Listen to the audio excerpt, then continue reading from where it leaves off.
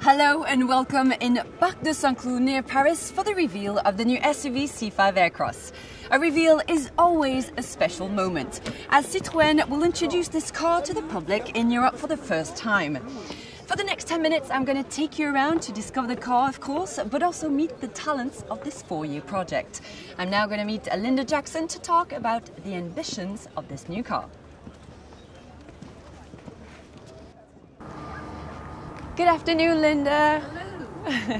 What are we doing here today? Well, we're here for a very, very important moment. It's the launch of our new SUV, the C5 Aircross. You know, every launch is really, really important because it shows what we can do as a brand. And of course, today is a very, very important day. I guess it is. What does the C5 Aircross, how does it represent the brand? Well, first of all, it's a new flagship. Also, it really shows what Citroën can do. It also marries a number of things, which is about very important elements for Citroën, which is a design, a unique design. Hopefully you can see that it stands out from the rest. It definitely does. And the second element is about comfort, which is fundamental to our positioning and to our story.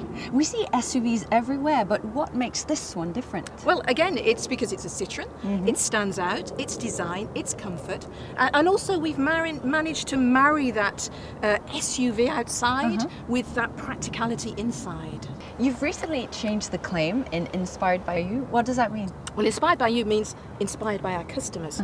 You know, we want to be very, very close to our customers and we listen to what they say. And indeed, that's how we've developed this vehicle. They've come back and told us that they want an SUV outside, but with many SUVs that are on the market, they're then disappointed when they get inside. They want more comfort, they want more practicalities. So we've answered it, we've been inspired by our customers, and that's how we've ended up with our C5 Aircross, which will be different to everybody else. But, you know, why don't you meet my team and they'll be able to explain all of that. I would love that. Okay, I'm going to do that right now. Okay. Hopefully you'll have great weather for the next 3 days. Fingers crossed. Bye-bye, Linda. Bye-bye. Have a great event.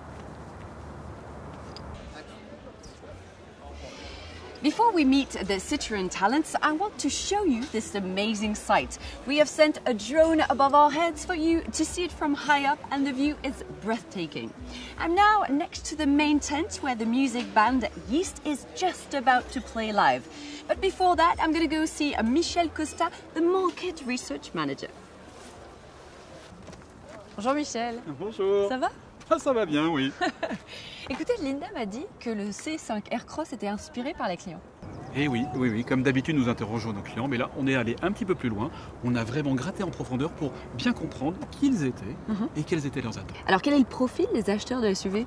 Alors pendant très longtemps, le SUV c'était une affaire de spécialistes. C'était les baroudeurs, le Paris-Dakar et tout ça. Aujourd'hui, c'est plus du tout le cas. C'est vous, c'est moi, c'est tout le monde. Tout le monde rêve d'un SUV. Petit, grand, homme, femme. J'ai une petite anecdote d'ailleurs sur les hommes et les femmes.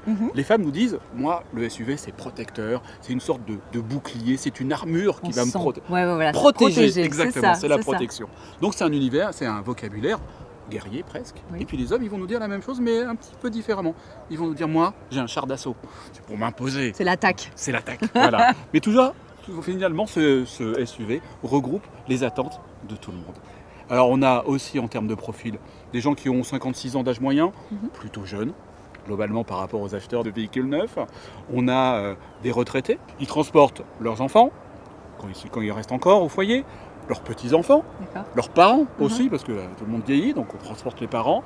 Et puis il y a le vélo, il y a les cannes à pêche, il y a les clubs de golf, il y a les balades avec les amis, donc un véhicule hyper modulable, hyper utilitaire, qui leur permet de faire toute leur vie, ces retraités. Et quelles sont les attentes de ces clients? Alors ces attentes, c'est assez rigolo, parce que en fin de compte, ils vont nous dire « Oh, je veux être protégé, je veux être haut, je veux être confortable ». Mais ça, ils ne nous disent pas toujours que la vérité.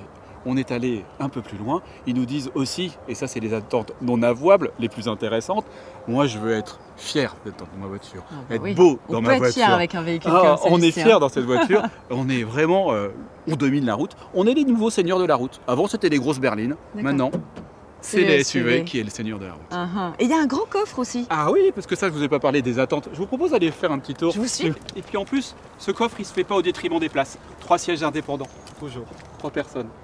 Alors ce coffre, découvrons-le. Vous partez pour 3 mois, Michel? Oh, peut-être pas 3 mois, mais une petite semaine de vacances. Il y a de la place. Il y a beaucoup de place. On peut vraiment mettre beaucoup de choses. Et vous en parlez tout à l'heure de nos retraités, mais il n'y a pas que les familles. Et petite remarque d'ailleurs, si vous partez en vacances de temps en temps, vous êtes sur l'autoroute, vous regardez, vous voyez des SUV.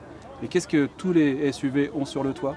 Des coffres de toit. Des coffres de toit. On a fait ce constat tout bête, on se dit, le coffre de toit, c'est pas pour nous. On va laisser les skis sur le toit et on va mettre les bagages à l'intérieur. Et comme ça, le design de la voiture reste intact. Intact et magnifique. J'ai bien compris. Bah, du coup, avec le grand coffre, vous répondez bien aux attentes en plus. Je crois. Et bah, j'ai bien envie de l'essayer, cette voiture. Eh ben, c'est une bonne idée. Ce que je vous propose, c'est que vous regardez là-bas, il y a Pierre.